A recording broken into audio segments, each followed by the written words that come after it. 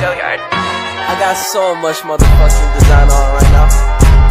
Break it down, bring it back, make it clap. I got 3 old thoughts, new block, where that thing. Bitches on my line, and you know. Assalamualaikum warahmatullahi wabarakatuh. Perkenalkan, kami dari kelompok 1 akan membahas materi ketiga, yaitu pelaksanaan kinerja dari mata kuliah Manajemen Kinerja Strategik dan Operasional. Perkenalkan, saya Jen Patrizia. Saya Tiara Delasari. Saya Adam Jordan. Saya Maulana Hasani Roman. Saya Diki Yaya. Saya Mariana. Assalamualaikum warahmatullahi wabarakatuh. Waalaikumsalam warahmatullahi wabarakatuh. Kami dari kelompok 1 materi 3 ingin mempresentasikan hasil kelompok kami yang materinya yaitu pelaksanaan kinerja mata kuliah Manajemen Kinerja. Selanjutnya saya serahkan kepada Dian Patricia. Baik, terima kasih teman-teman atas kesempatan yang telah diberikan kepada saya. Hari ini kita akan membahas tentang manajemen strategi kinerja operasional. Dan yang pertama kita akan menjelaskan mengenai lingkungan kinerja. Jadi di dalam buku Fauzi dan MA pada tahun 2020, pelaksanaan kinerja ini merupakan tahap yang dilakukan untuk meneruskan rencana yang telah dibuat pada perencanaan kinerja sebelumnya. Rencana yang telah dibuat pada perencanaan kinerja dan pada tahap pelaksanaan kinerja ini kita dipengaruhi secara langsung oleh lingkungan internal maupun eksternal. Lingkungan eksternal itu adalah lingkungan yang terdiri dari serikat pekerja tadi dan kebijakan pemerintah. Sementara lingkungan internal ini terdiri dari sumber daya manusia yang diperankan oleh pemimpin dan pekerja serta sumber daya lainnya seperti material, mesin, metode, dan teknologi. Kita pahami dulu mengenai kinerja. Jadi ada beberapa definisi. Yang pertama dari Robbins mengatakan bahwa kinerja ini adalah fungsi dari interaksi antara kemampuan atau ability, motivasi atau motivation, dan kesempatan atau opportunity. Menurut Judith Hell mengatakan bahwa kinerja ini adalah melakukan pekerjaan yang berarti dengan cara yang efektif dan efisien. Kinerja ini merupakan hasil kerja atau perilaku kerja seseorang dalam suatu periode yang mempengaruhi karir seseorang selama bekerja nantinya. Next. Oke. Ada beberapa perilaku yang mendorong dari kinerja. Pertama adalah kemampuan dan keahlian. Jadi semakin orang ini memiliki kemampuan dan keahlian, semakin banyak kemampuan dan keahlian mereka, kompetensi mereka, maka akan dapat menyelesaikan pekerjaannya secara benar, sesuai dengan tupoksi kerja mereka, sesuai dengan yang telah ditetapkan sebelumnya. Selanjutnya adalah pengetahuan. Seseorang yang memiliki pengetahuan tentang pekerjaannya mereka yang secara baik, itu akan memberikan hasil yang baik juga. Demikian pula sebaliknya, kalau misalnya mereka mempunyai pengetahuan yang kurang, bisa jadi juga pekerjaan mereka tidak lebih baik dibanding orang yang memiliki pengetahuan lebih dibanding mereka. Selanjutnya adalah rancangan kerja. Jadi setiap kita melakukan pekerjaan pasti harus ada yang namanya rancangan kerja. Jadi rancangan kerja ini akan memudahkan karyawan dalam mencapai tujuannya. Rancangan kerja itu yang sudah dibahas sebelumnya itu perencanaan kinerja. Kepribadian. Jadi kepribadian ini seseorang ini memiliki kepribadian atau karakter yang baik. Ini akan melakukan pekerjaan dengan bersungguh-sungguh, penuh tanggung jawab sehingga hasil pekerjaannya mereka ini juga baik. Motivasi ini merupakan dorongan yang datang dari seseorang untuk melakukan pekerjaan mereka, untuk menyelesaikan tugas-tugas mereka. Lalu kepemimpinan. Jadi perilaku seorang pemimpin ini merupakan kepemimpinan ini merupakan perilaku dari seseorang pemimpin dalam mengatur, mengelola, dan memerintahkan untuk mengerjakan suatu kerja dan tanggung jawab yang diberikan kepada di bawahnya atau kepada karyawan-karyawannya. Lalu gaya kepemimpinan ini atau sikap itu orang-orang harus memiliki sih. Orang-orang pemimpinnya harus memiliki gaya-gaya kepemimpinan. Jadi gaya kepemimpinan ini nanti dalam menghadapi atau memerintahkan bawahannya. Oke. Budaya organisasi. Jadi budaya organisasi ini kebiasaan-kebiasaan atau norma-norma yang ada di organisasi tersebut yang aktif lah, misalnya di perusahaan atau misalnya di rumah sakit. Lalu kepuasan kerja ini merupakan perasaan senang atau gembira, perasaan suka seseorang dalam menjalankan pekerjaan mereka setelah melakukan suatu pekerjaan. Lalu lingkungan kerja, suasana atau kondisi di sekitar lokasi tempat bekerja mereka berupa ruangan, layout dari ruangan mereka, sarana dan prasarana yang mereka nikmati, yang mereka fasilitas lah, serta hubungan kerja sesama rekan kerja mereka. Loyalitas ini merupakan kesetiaan karyawan untuk tetap bekerja di suatu perusahaan dan membela perusahaannya sampai akhir.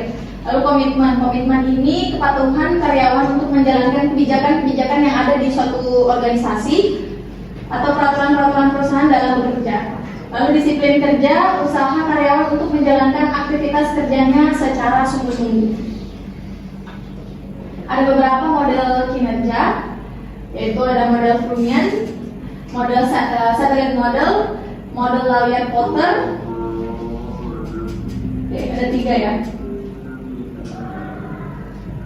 Ada 4, model Andler dan Batsin. Pertama kita bahas dulu model Freudian. Model Freudian ini adalah fungsi perkalian antara kemampuan dan motivasi. Hubungan perkalian tersebut mengandung arti bahwa jika seseorang rendah pada salah satu komponen, maka prestasi kerjanya juga akan rendah.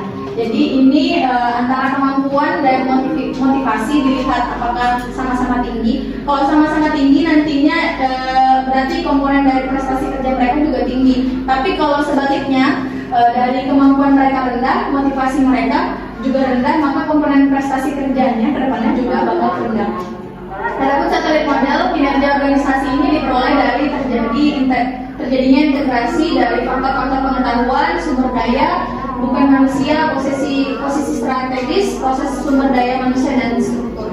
Jadi kinerja organisasi ini juga dilihat dari pengetahuan, dari sumber daya yang bukan manusia seperti fasilitas, posisi strategisnya mereka, dan proses sumber daya manusia itu melakukan kerja.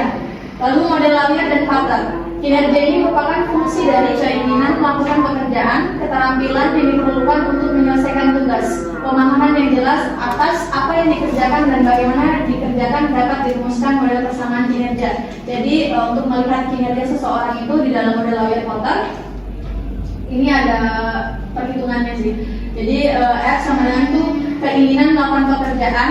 Kita lihat keinginan mereka bagaimana untuk menyelesaikan pekerjaan dan melakukan pekerjaan, keterampilan mereka dalam menyelesaikan atau menjalankan pekerjaan mereka, pemahaman mereka mengenai pekerjaan mereka dan tugas-tugas mereka, serta bagaimana mereka melakukan cara mereka melakukan pekerjaan mereka atau cara mereka melakukan menyelesaikan pekerjaan dari mereka.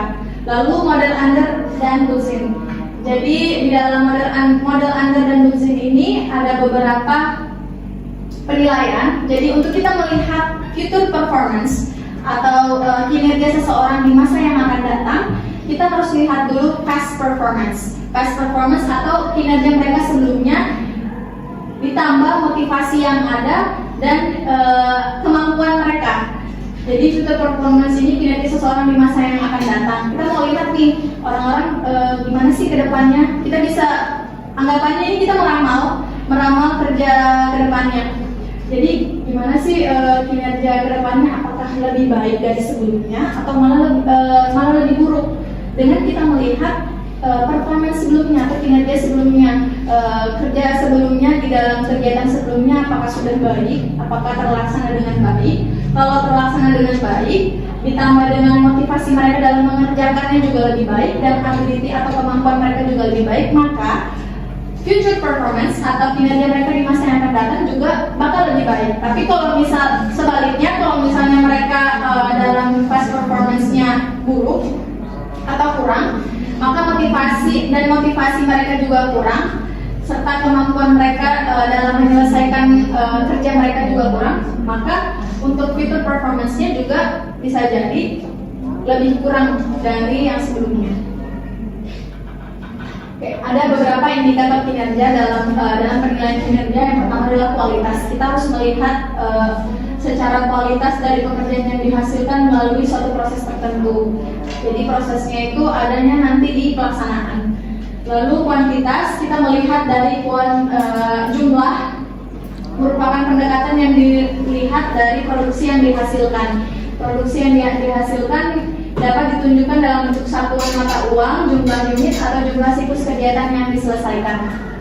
Jadi dalam kuantitas ini misalnya nanti setelah kita melakukan pelaksanaan kerja atau contohnya di dalam suatu perusahaan kita menyelesaikan pekerjaan, kita mau memproduksi nih, pelaksanaannya itu adalah contohnya memproduksi suatu barang, apakah sesuai dengan perencanaan sebelumnya atau malah lebih dari perencanaan sebelumnya. Nah ini kita lihat indikator kinerjanya. Kalau misalnya sesuai, berarti bisa dikatakan indikator kinerjanya juga bagus.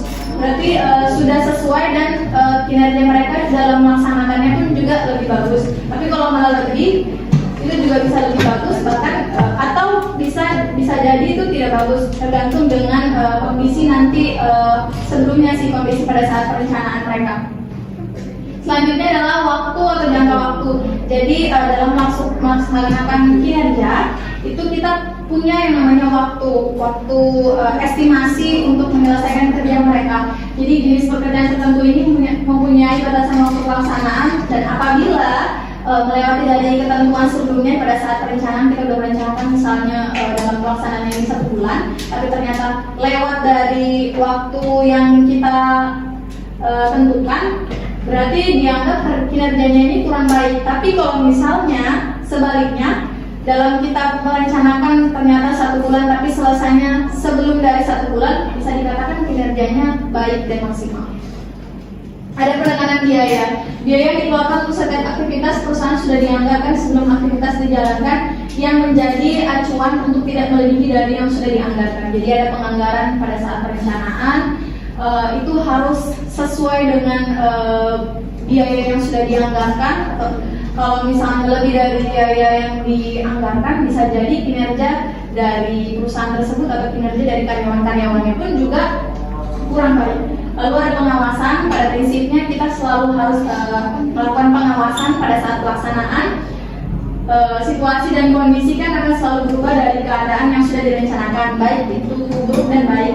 Karena suatu kerja tanpa pengawasan ini akan mempengaruhi kinerja. Gunanya pengawasan di sini adalah kita lihat apakah pada saat pelaksanaan kerja atau pelaksanaan kinerja ini sudah sesuai dengan yang ditentukan sebelumnya. Lalu hubungan antar karyawan. Hubungan antar karyawan ini penting karena mereka yang melaksanakan kerjanya. Mereka merupakan perilaku kerja yang dihasilkan oleh karyawan dan mempengaruhi kualitas dari kinerja tersebut. Jadi kalau misalnya hubungan antar karyawan dalam melaksanakan kegiatannya baik, bisa jadi kegiatannya pun juga akan berlangsung dengan baik. Tapi kalau misalnya di dalam pelaksanaan kegiatan tersebut ada cekcok atau ada kegiatan istilahnya yang membuat mereka terlatih, bisa jadi kualitas itu akan mempengaruhi dari kualitas atau kinerja kegiatan mereka. Kinerja organisasional. Jadi kinerja perusahaan secara keseluruhan yang didukung oleh adanya kinerja karyawan terhadap pemenuhan tujuan organisasi. Kinerja organisasional ini dipengaruhi oleh perilaku behavior, mewakili tingkat kinerja serta keterlibatan dalam organisasi. Sedangkan orang ini merupakan sikap, sifat, pengetahuan dan nilai yang dimiliki. Sementara itu situasi diantaranya adalah keterbatasan waktu, peralatan kerja dan tekanan sosial. Kinerja ini dapat dipergunakan manajemen untuk melakukan penilaian secara periodik mengenai efektivitas operasional suatu organisasi, bagian organisasi dan karyawan berdasarkan sasaran, standar, dan kriteria yang ditetapkan sebelumnya. Nah, selain dari kinerja organisasional tadi, ada kinerja individu dalam kelompok. Jadi kinerja perusahaan ini dalam keseluruhan yang didukung oleh adanya kinerja karyawan terhadap pemenuhan tujuan organisasi. Jadi ada beberapa faktor yang mempengaruhi kinerja individu, terdiri dari faktor intrinsik yang ada di dalam perusahaan tersebut dan faktor ekstrinsik yang di luar dari perusahaan tersebut. Yang mana intrinsik itu faktor yang berasal dari individu, dan ekstrinsik tadi sudah saya jelaskan di luar dari yang bersangkutan.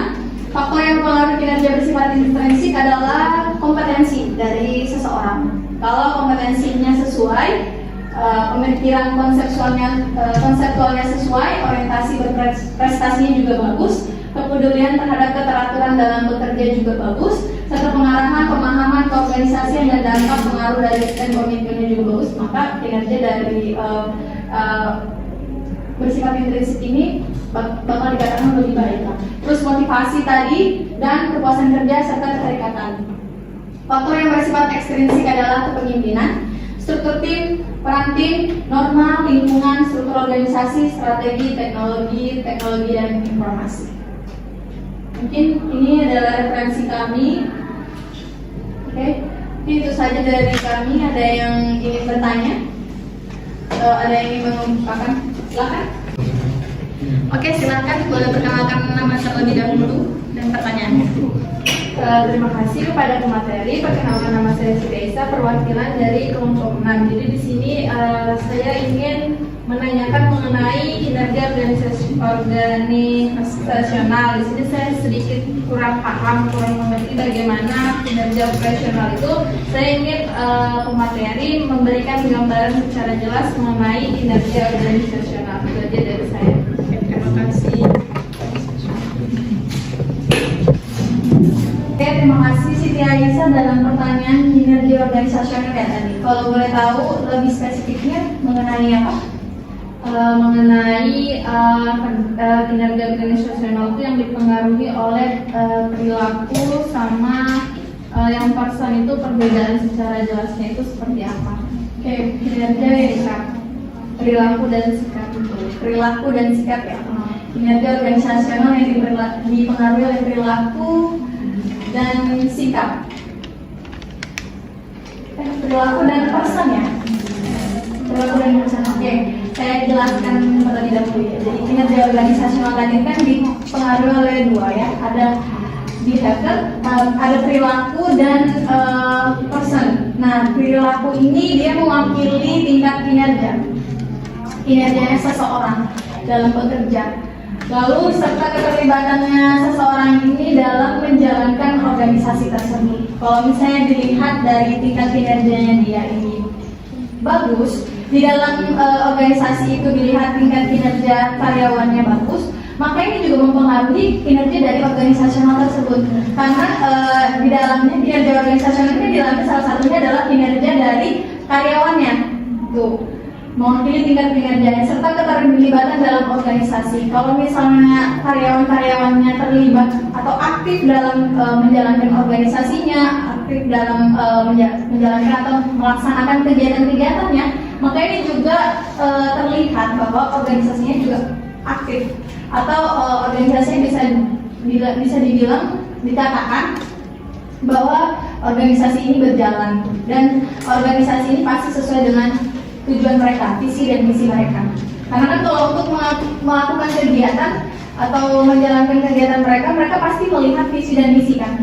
Gitu.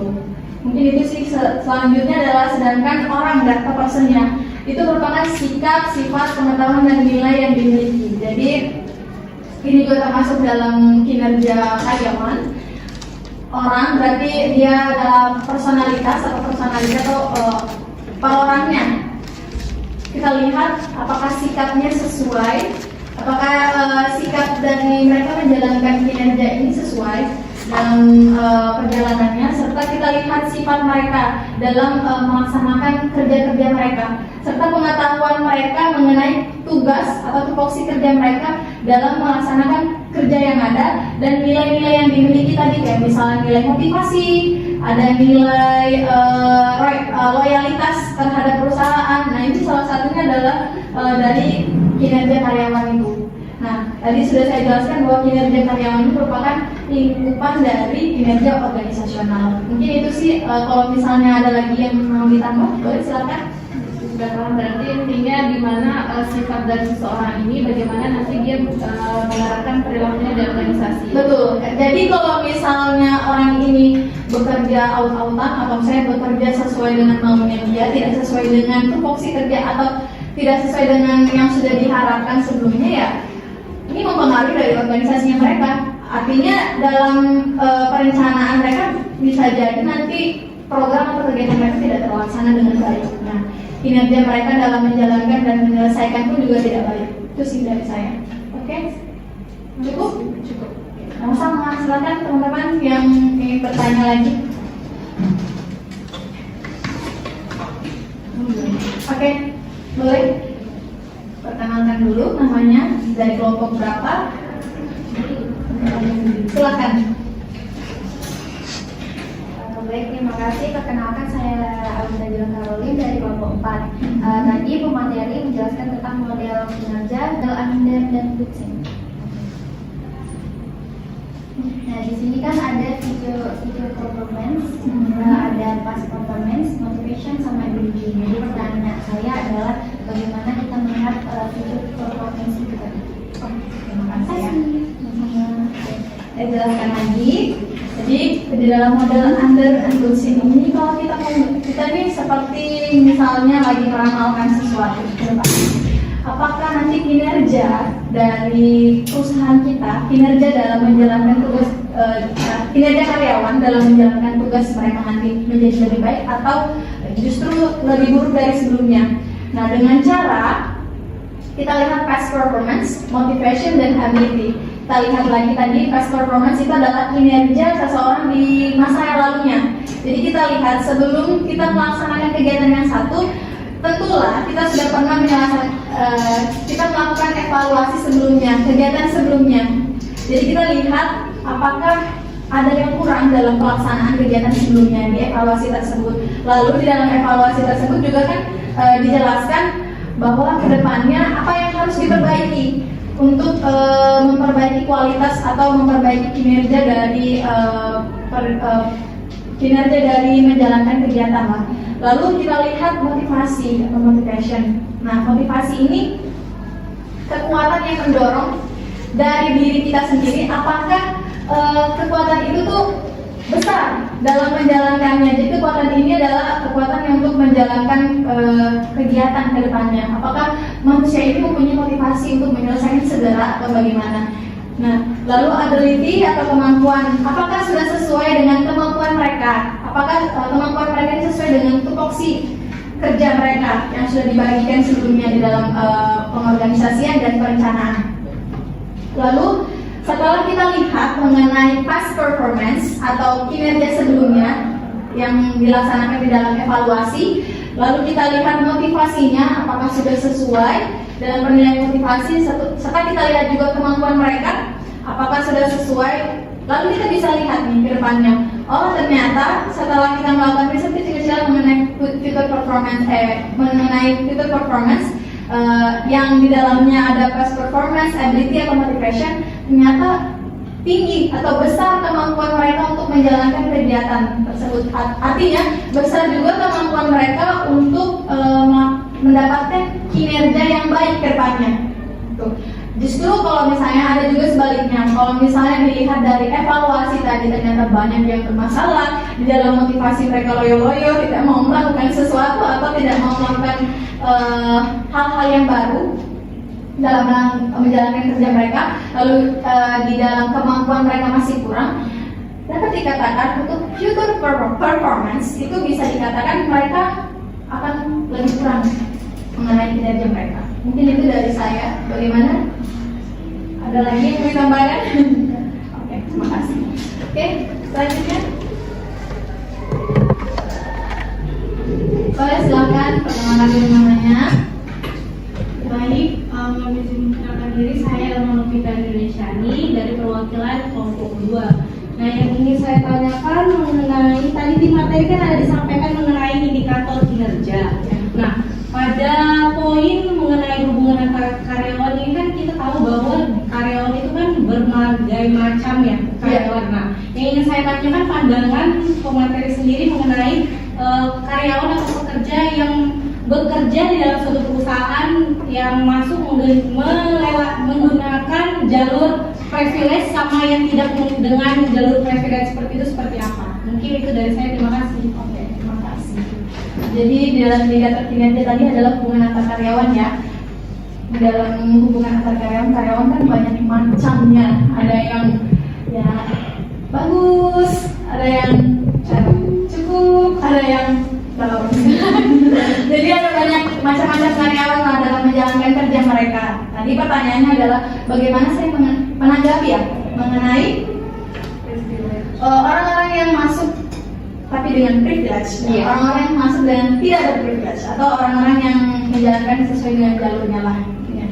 Sama-sama sih, dua-duanya menggunakan jalur yang sama. Artinya privilege sekarang di masa sekarang antara privilege dengan yang tidak privilege juga sama dalam menjalankan, pasti menggunakan seleksi berkas, wawancara dan lain-lain. Cuman yang privilege mungkin didorong atau disokong oleh orang-orang di dalamnya, sedangkan orang-orang yang tidak berprivilege ini ya tergantung dengan kemampuan mereka dan pengetahuan mereka.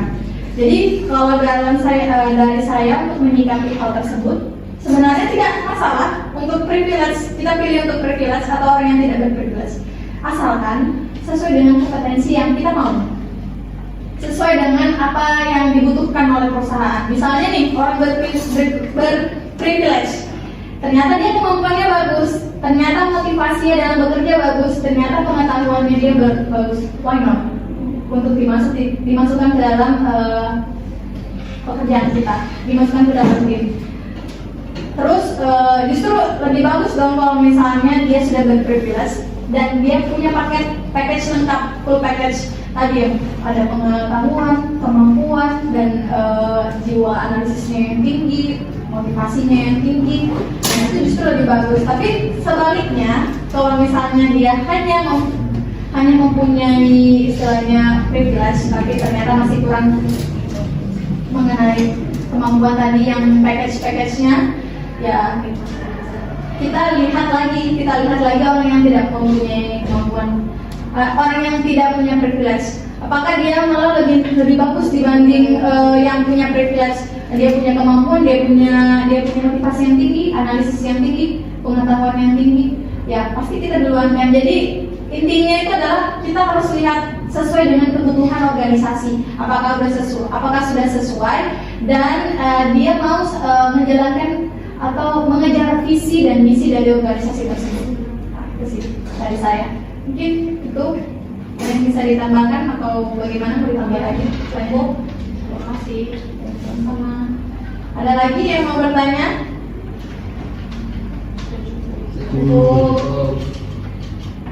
Iya. Oke. Mungkin itu dari saya kembalikan. Mungkin dari saya, kurang dan lebihnya mohon dimaafkan. Saya kembalikan kepada moderator. Baik, cukup sekian dari kelompok 1 tentang pelaksanaan kinerja. Mungkin itu saja dari kelompok kami. Apabila ada kekurangan mohon dimaafkan. Wassalamualaikum warahmatullahi wabarakatuh. Waalaikumsalam warahmatullahi wabarakatuh. Hi, fuck